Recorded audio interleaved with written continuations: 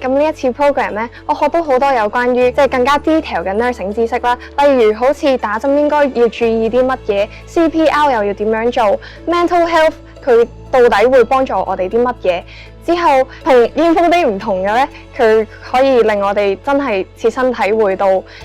試呢一啲有關於 nursing 會做嘅嘢啦。咁好似煙風啲可能會太多人，我哋可能唔可以真係去試到每一個即係 nursing 要做嘅嘢係會做啲乜嘢，即係冇辦法每一個人都體驗到，每一個項目都體驗到。所以可能呢一次 program 係可以真實咁樣去令我去上手去嘗試呢一啲有關於 nursing 嘅一啲